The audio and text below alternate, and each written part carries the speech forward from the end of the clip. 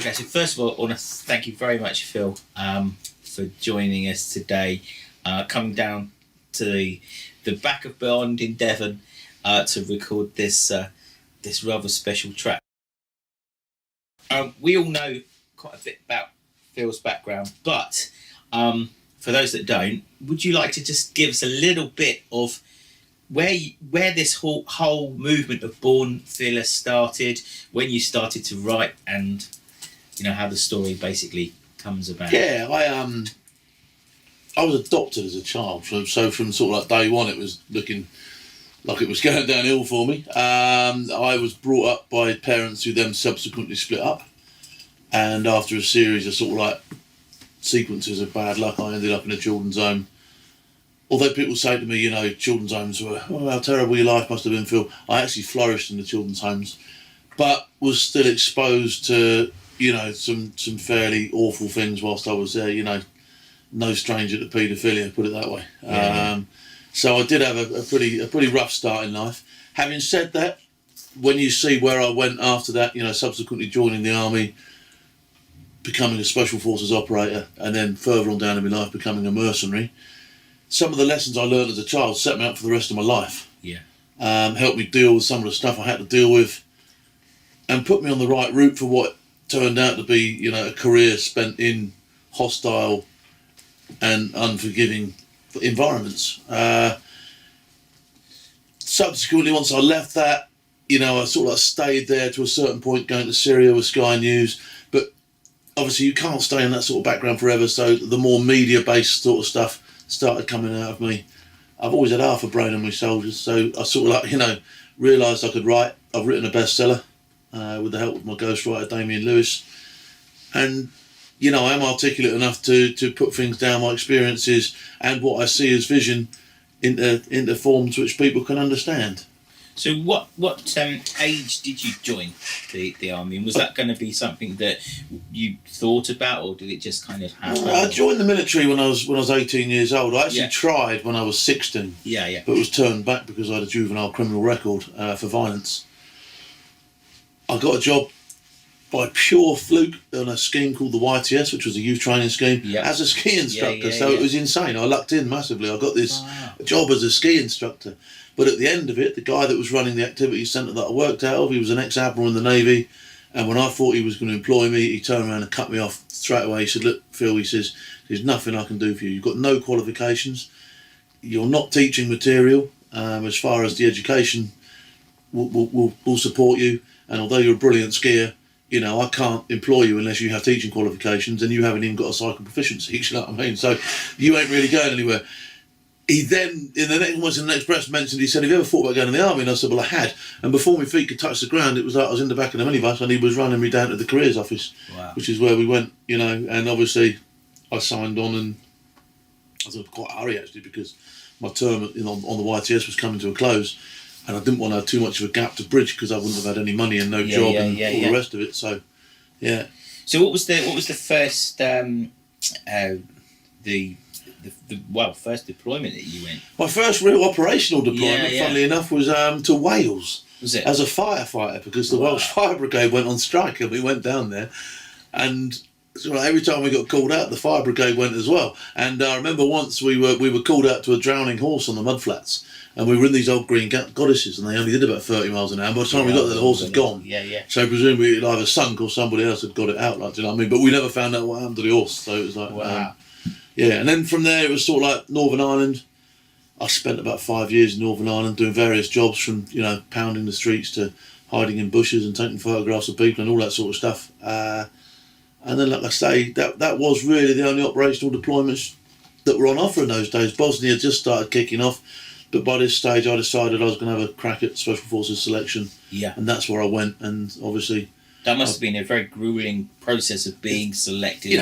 It's renowned as one of the hardest selection processes, if not the hardest in the world. Yeah. And it is extremely tough, and it's tough for a reason, because they're not training you to play your craft in other care, are they? It's, you're going to go out to some of the world's most volatile places when you've finished, and be expected to do some extremely unpleasant jobs on behalf of HMG, which is what you do. So, bringing things forward a bit, obviously, how long were you in the forces before you then decided to, go more into private? My all-over career lasted about 15 years in the military, with 5 years being spent in special forces and 10 years being spent in the regular army. I did get out under a bit of a cloud. I fell out of a sergeant major at the time, and things weren't going right, so I paid my way out. I didn't finish my time there. And as I got out, it was September in 2001, and of course the planes went flying into the side of the two towers in America, and I realised there's going to be some money to be made here. So I disappeared out to Pakistan and found a route into Afghanistan and started working privately. And that's where really I spent the next 15 years working privately in all sorts of difficult places: Afghanistan, Iraq, Gaza, Israel. I then switched fire into Africa. I did the gold mines. I went west, south, north, all over these bizarre places. And then I spent a little time doing anti-piracy in the Gulf of Aden. And basically, I just sort of like used the skills that I'd learned within the military to just plaster myself all around the world. And in some respects, it was more difficult and more dangerous because I never had the backup. Some of these places you go to on your own. I got locked up in Togo once and had to totally get myself out of it. The embassy didn't want to know. They stole my sat phone. I was trying to get phone calls in, and the only person I could really rely on was Wendy, which was like, And I always used to joke that in the military you book out through your various different stations. When you're a civvy, the only person worth booking out with is your missus, because she's the only one who actually cares. Yeah. Which was insane. Wow. So that brings us to the main, I guess, the main theme for Susie definitely here, and some of her experiences is the PTSD.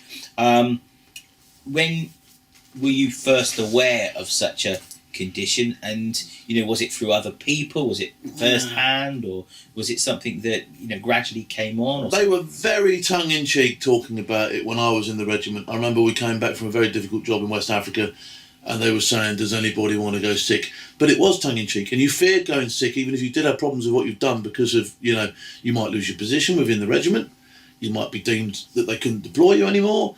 There was all sorts of ramifications for not speaking up and not saying anything. So, I carried this into Civvy Street. I knew there was problems, and at some stages in my own life, I had some very dark times, but I wouldn't go and seek help with it, because I was like, well, Civvy Street, if I can't get a job because I've been diagnosed as what I would have described a nutter at the time. Yeah. You're unemployable. What am I going to do? Where am I going to go? I've got to feed my family. I can't get the money there. I wasn't qualified to go into mainstream work because there wasn't anything for me to do. I couldn't do this, that and the other for various different reasons. So all I knew was pick up a rifle and go to another country and try and make some money there. And that was all I could do. So for me to sort of like, and then, you come home and you start drinking, you have a few problems. Even when you do go that low down, and this is when the skills I learned as a child. Because when I was a child, the kids home, I had the same problem. Nobody would listen to you, and you couldn't flag up problems because it was, you're just a naughty child. No one listened to me. And so the skills I learnt, the coping mechanisms I learnt when I was a kid, I had to now start employing to myself to get myself through the dark times.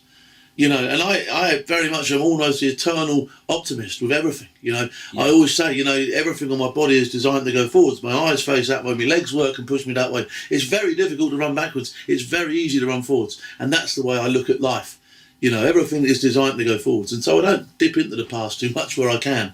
I try and forge ahead, and even when you're at the bottom of the pile, well, there's a positive to be had because at least you can see your way out of there. Do you know what I mean?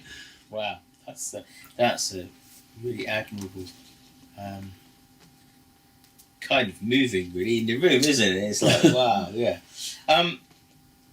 Do you think there is still this? I mean, people talk about awareness and that, not just about PTSD, but for common things. I mean, in education, we deal with a lot of they've all got certain classifications for kids these days of, whether you come from this background or that background or whatever. But this whole classification, I would say, as mental health, which goes into all different areas, whether that be psychological things, anxiety things, even autism things, lots and lots of different things. Do you still think there is quite a taboo around? I think there is from certain quarters. Obviously, we've now we've made all these pigeonholes for all these various different things to go into all these different ailments. What we need now is for the people that have got the ailments to realise and stand up and go, actually, yeah, I fit in that box there at the moment, and I need to tell somebody, because then you can do something about it. If you don't say something about it, there's nothing. You know, your head isn't made of glass. I can't read what's going on in your mind. You've got to tell me. You've got to get it out. And I think that's where the crossover is. We can identify what the various ailments are, and we can identify possibly in 99% of the cases how to cure those ailments. But the one thing I can't do is dip into someone's head and go, there you go, there's no door on the front of your head where I look in and I go, yeah, it's all right, it's only that, let's stick him in that box. Yeah. It don't happen like that, do you know what I mean? So it's down to the individuals, and that's where you struggle, because, you know, and that's where a lot, because you've got to admit it yourself. You've got to take something on board, and then you've got to do the hard bit. You've got to go and tap someone on the shoulder and go, actually, I've got one of these problems in those boxes over there, and I desperately need to talk to somebody. Once you've done that, that's fine. Boom, up you go, you're in there, because the stigma isn't there anymore. People are almost expecting it in some quarters. That's all right, we can sort that out, it's not a problem. But until you realise that you need to go and stick yourself on those pigeonholes for 5 minutes, you're gonna have some major problems. And of course, the more you deny it, the more you kick, the more you struggle, the more you don't speak to people, the more the problems stack up. So they start going that way then, and then the hole's getting bigger. So you're trying to climb out of something which you're actually filling in on top of yourself. You need to go and sort it out. You need to go and speak to people. The minute you identify something ain't quite right, you know, it might be just a change in your behaviour. You might be drinking a little bit more than you might be getting a little bit upset, a little bit shorter with people. And people that are around these people need to point out to you, you all right, mate? You know what I mean? That sort of stuff. We need to communicate more. And I think where people have got their heads stuck in their tablets, their phones, and all that sort of stuff, it's not good. It's detracting from the real thing. Years ago, we used to sit down, and I wouldn't even have a television on. And I'd go, all right, Mum, yeah, I'm all right. And she could look down my face and go, yeah, he is all right, he's all right. Do you know what I mean? And if there was something wrong, she'd go, no, tell me, Philip, tell me there's something wrong. We don't have that anymore because we're too busy going like this. There's a very interesting thing as well. Yeah, I'm all right. A lot of people will only talk about some of the things that are affecting them through social media, and you know, because it's the faceless side of it again, isn't it? Yeah. Do you know what I mean? So you know, we can't read your mind through your phone either. Do you know what I mean? At some stage, yeah, it's easy for me to, you know, that's how all this bullying goes, isn't it? Because I can make myself a fake profile and I can start laying into people and all that sort of stuff. There's some major negatives with social media and the general internet, you know, as it is. You know, we've got to find a way of cutting away, having time out of that world. Yeah. And actually identifying what is good and what is positive about people. That's the way, you know, we need more positivity in our lives. I think that's a really interesting point. So if we move, it's not here, but moving to talk about one of the things that, obviously, knowing that I was going to do some work with you, finding out about some of the things you've done already, the network of veterans is absolutely huge in this country, isn't it? And it's, you know, it's something that probably most people are unaware of unless you are involved as a veteran or that you've got someone that you're involved with and so on. Do you think that the support network is in place for veterans in the way that it should be? Or do you think that there should be further things? Do you think that it's almost as though from an outsider who's had various friends who've been in forces, etc., it sometimes feels to me as though it feels like a taboo sometimes to talk to people because they have been in the military and they are veterans, and it's like, you know, that's your club kind of thing, you know. So do you feel that there is a certain isolation with that still? No, I think we need to cross-pollinate a lot more the two societies, you know, civilian and veteran and serving even. Yeah. Okay, and whereby, yeah, I do think that the government could do more and various agencies could do more. I also think that we need to police ourselves to a certain extent. I think we could do a lot more for ourselves and work together. I hear it repeatedly from all these charity organisations. Well, he's doing this, and I understand there's not a massive, great big pot of money. So you're all competing for that charity money. You're all competing at the same level. But when it comes to actually dishing that money out and sharing the wealth and all the rest of it, that's when people should be working together, because homelessness very often, you know, cross-pollinates with drinking, with other problems that soldiers have had, PTSD, mental health and all that sort of stuff. Yet the charities, I'm a mental health charity, I'm a homeless charity, I'm this charity. So you need to sort of like encompass what each other are doing. You don't need to tread on each other's toes. And yes, you can still compete for your pot of money. But when it comes to dishing out the advice and the actual, you know, pushing the way forward that we do with stuff, you've got to sit round the table and go, all right, let's do this together. Because if you don't, you know, you do it when you're serving. Do you know what I mean? It's very rare that this country has a blue on blue now. Do you know what I mean? What we call a blue on blue. Because the SBS tell the SAS what they're doing, and the fast jets know where our aircraft carriers are and all that sort of stuff. They know that sort of thing, right? And although they're all vying for the same pot and they're all trying to get the same money out of the government so that their own organisations can go forward, when it comes to dishing out what they need to dish out, they work together. Of course they work together. Or nobody knows what each other's doing, and it would just end up in a cluster every time we struck out the door. So that's what's going wrong in Civvy Street. That's what's going on. When guys get out, they're all doing tremendous work, but they become insular. And then they don't look out further than their own noses, and that's why, the homeless guys go, well, I've got some money last year, but I'm not. And no, do you know what I mean? They need to start actually sort of working together a little bit, I think. On a helping thing, we're going to talk a little bit about suicide in a minute, because it's a hot potato around here, particularly with social media again, and this kind of peer pressure and things like that. Do you feel that the veterans could be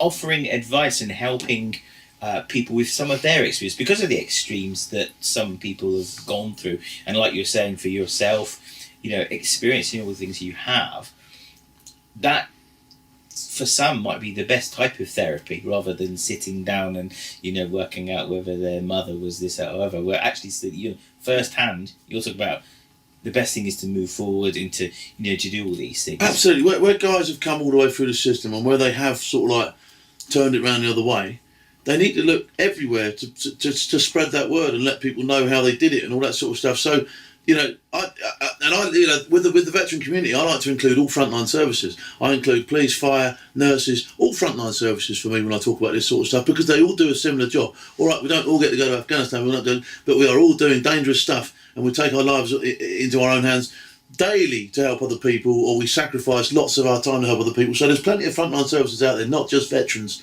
who can benefit from all these experiences. And even if it's a really hideous experience, well, let's pick the bones out of it. Let's see why it was so hideous, and let's move forward and find a way that we can avoid it from being so bad next time. And that's what you've got to do.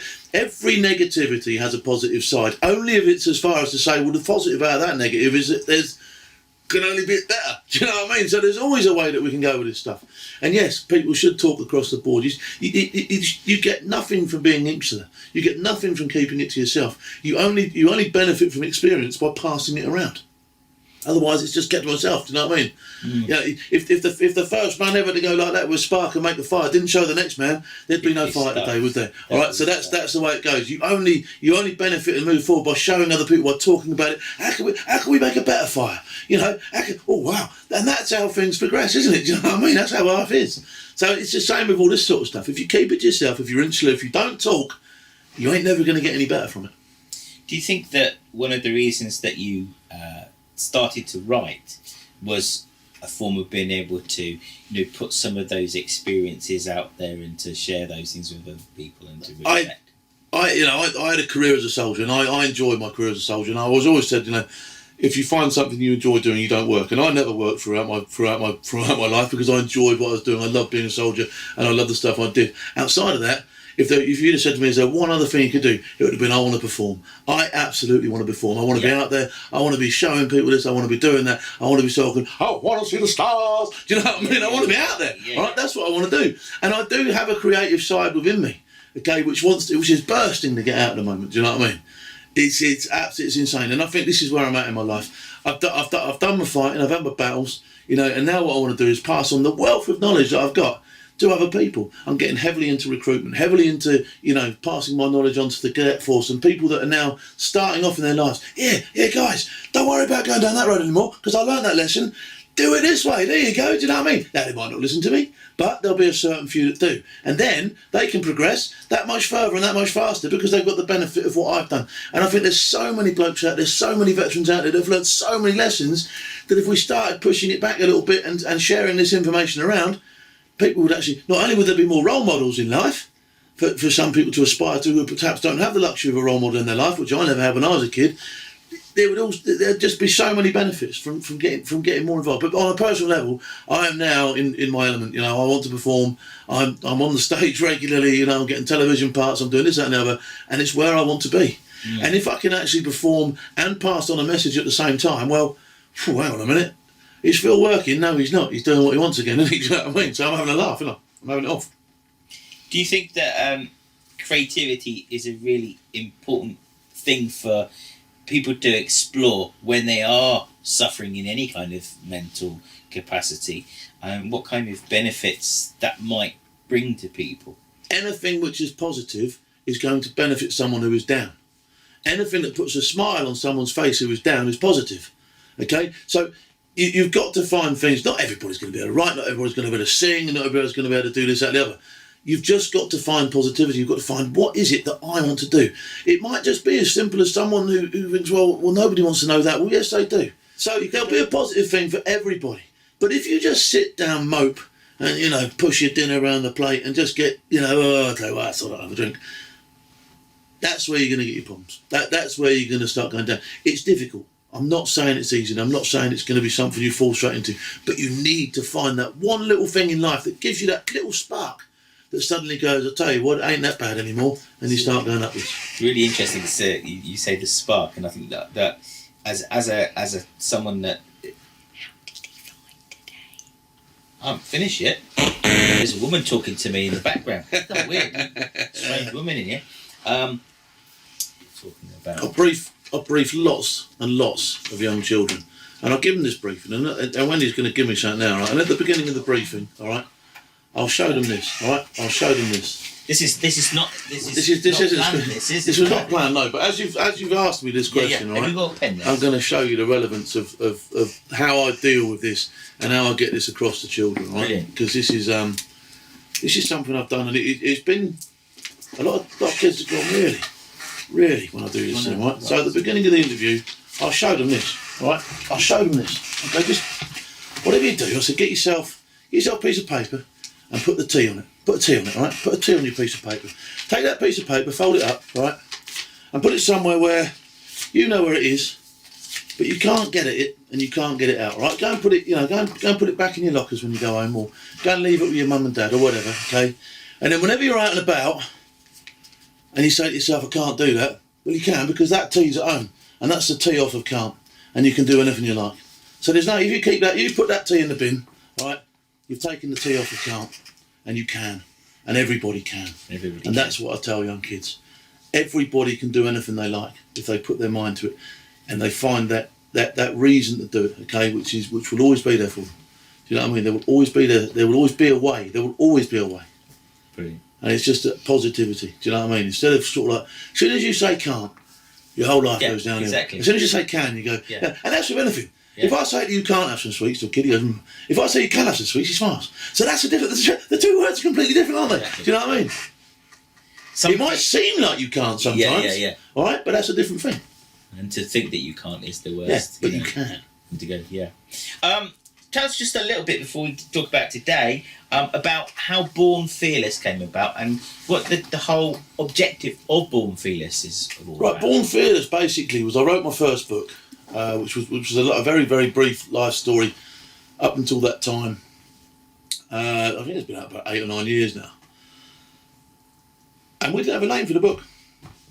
And literally, there was a woman who proofread it, and she said, "Bloody hell, he's Fearless he is," and that was it. Born Fearless came into that.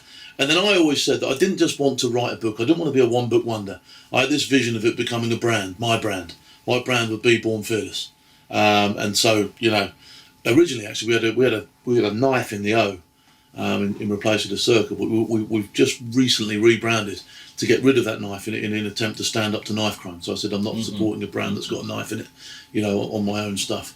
So yeah, and that was it. So Born Fearless is my brand. And I think everybody is born fearless. It's what we learn along the way that makes us form our opinions on some things or others, But we're all born fearless. Nobody teaches us to be scared. We form our opinions on the way. All right, we learn what we learn.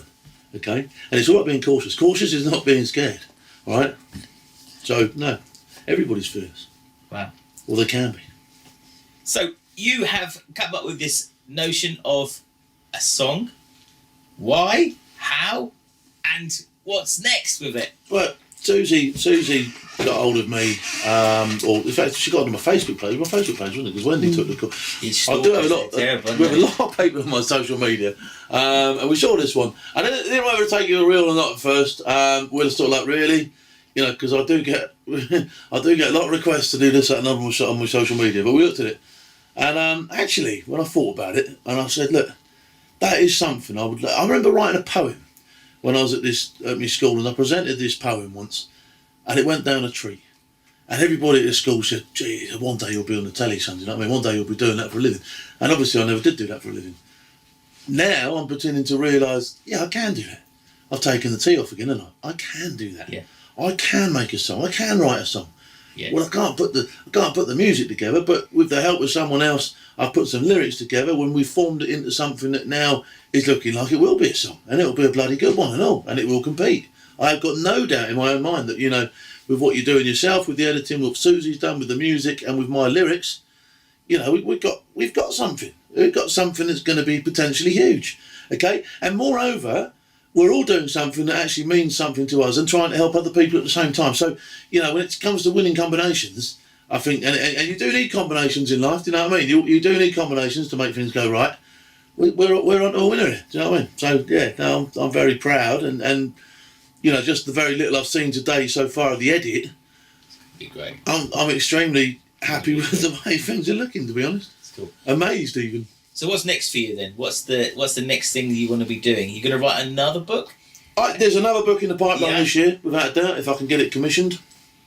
More television is where I'll look. Obviously, the songwriting, even if this doesn't go well, we might churn out an album just for the sake of it. So there's definitely more stuff in the pipeline. And there's definitely more of Phil getting on stage. I've got the cruise liners now, which we regularly, fill the auditoriums on there, 1,000 people at a time. They love what I do. And I'm getting more versed in it. So this is my second career. This is my media career. But I always promised if I was going to get into something like this and I was going to get a bit of notoriety and a little bit of fame, I would help other people with that notoriety and fame, because I don't believe it would be fair of me to spend my whole life taking out and none putting back in again, because that would be, that's out of order. So I do believe that I do owe quite a bit of putting back before I curl my toes up and disappear out of this place. Like, do you know what I mean? So, I feel in a privileged position at the moment. That's absolutely brilliant. Anything else you want me to ask? That's absolutely brilliant.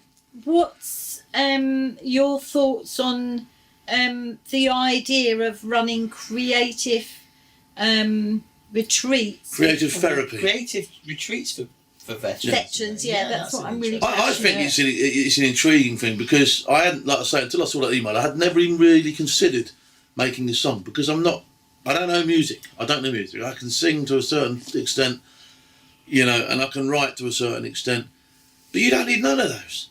All you need is it's a massive cog again. Do you know what I mean? Not everybody in the army is the guy at the front line, is it? You've got got people supporting, people doing this, people doing that. So there's a place for everybody within that will. And I think with the creative stuff, when you see the end product and you go, yeah, I was a part of that. Whether you be the songwriter, even the guy that does the technical stuff, whatever. When you see, and I think, when you produce something, it produces a smile, doesn't it? When you produce something, you can go, I'm happy with that. It makes you happy. And when you're happy, you're in a good space, aren't you? Do you know what I mean? So anything that's, and it goes back to being positive. I can sit round and I can mope and I can do this and I can do that and I can start moaning, I can pull the bones out of everybody else and I can sit there just generally being miserable, or I can go, I'll tell you what, I'll have a go at that. And if that option isn't there for some people, but if the option was given to some people, you go, I'll tell you what, son, do you fancy having a go at this? Because it might just go somewhere, and even if it doesn't, we can have a laugh. Oh, all right, we'll have a go at that. So yeah, therapy through creativity. It might not be songwriting. It might be making a piece of pottery. It might be teaching somebody a new skill. It might be learning how to paint or draw. Another thing I wish I could do. I wish I could paint. Do you know what I mean? I wish I could. Maybe that's on the cards after this. I don't know.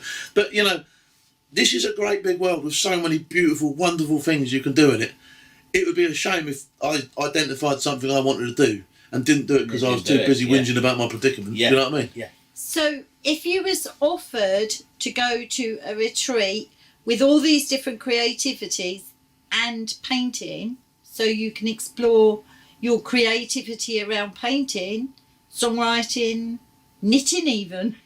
Anything creative, would that be something that would be of interest to you? Yeah, of course it would. Of course it would. And especially, like I say, if I was in a position where my only other option was to go and sit down in the pub, or my only option was to do this, because you need stuff in your life. And this is where a lot of soldiers, when they get out, they've got so much going on when they're in. You know, they've got and activities are belt fed in front of them all the time. Do you know what I mean? When you get out, it can be difficult. It can be horrible. That's not there anymore. Do you know? And you need, you know, not everybody, because some lads are extremely successful in Civic Street and take to it like a duck to water and bump, they're offline again. Do you know what I mean?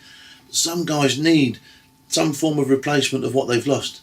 And certainly if it's something that's achieving, you know, no matter what it is, you know, if you're achieving something, you're achieving something. And it puts a smile on your face. If you're not achieving anything, you're not achieving anything. And that doesn't put a smile on your face, does it? And for some people that might be intimidated because they haven't, you know, maybe done some art or sung or picked up an instrument or done, you know, picked up that clay for the first time, people may think, oh, well, it's that artsy hippie kind of stuff. And it's breaking, for me, it's always been like in what we do in education, is breaking some of those things down and say, you can do it in whatever way you like. It doesn't have to be this way. It doesn't have to be right. And that's the great thing with creativity. It can be whatever you want, you know. If you wanted to... It could be a sport even. Exactly. I'd never boxed. It was something I always wanted to do. And although I'm not going to be a professional boxer, I've now had 4 fights. Yes, You know, I fought in the York Hall. The York Hall is the iconic boxing thing in the world, as far as I'm concerned. And I've had a fight in front of 1,500 people in there. Do you know what I mean? So it is possible. You just got to apply your mind, and you just got to search for those places where you can do it. You know, there will always be outlets for you to do what you need to do. And I guess we'll finish it off by saying the importance of getting people of all backgrounds and everything to mix together to start working with each other. When I first left the military, you know, you're pretty well segregated in terms of rank. You know, an officer's an officer, a soldier's a soldier. You know, one of my best friends now is a captain. I mix with generals, and I still, you know, meet the most junior of private soldiers. You've got to expose yourself to everything, and you've got to embrace everything. It's no good thinking that you can't be part of something, because that word T has just crept into the word can again, hasn't it? Do you know what I mean? Keep that word T somewhere out of the way, right? Because you can. You definitely can, right? It doesn't always seem like you can, but you can. Brilliant. Okay? Happy days. Happy days. That's awesome. Thank you, Phil. That's so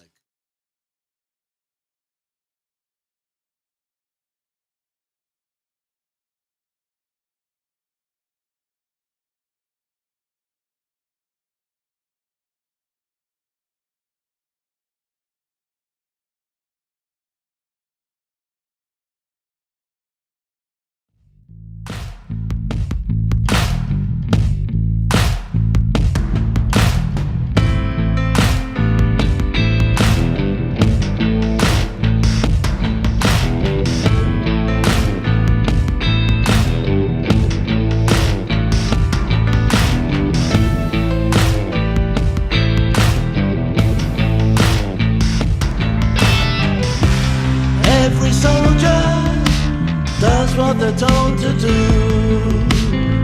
So we say we're free, you and me. They send them everywhere without a second glance. The soldiers haven't got a say, they just take a chance. But now the metal stars are deep.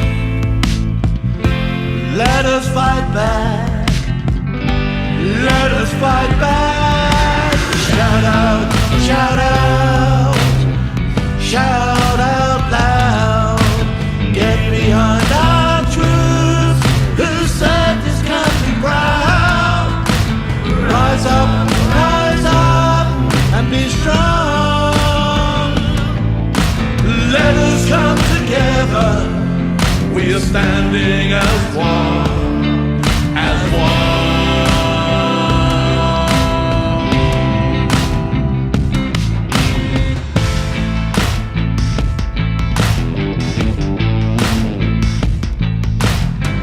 When the battle rages, there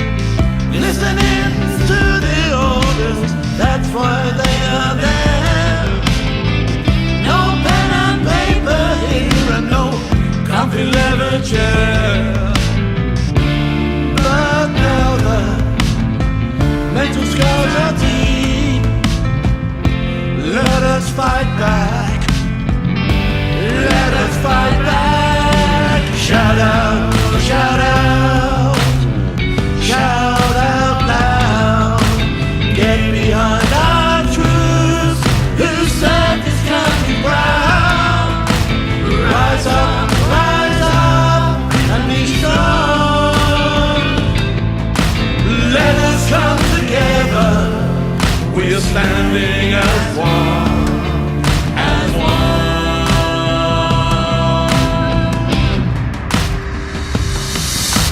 Shout out, shout out, shout out loud. Get behind our truth, who serve this country proud. Rise up, and be strong. Let us come together.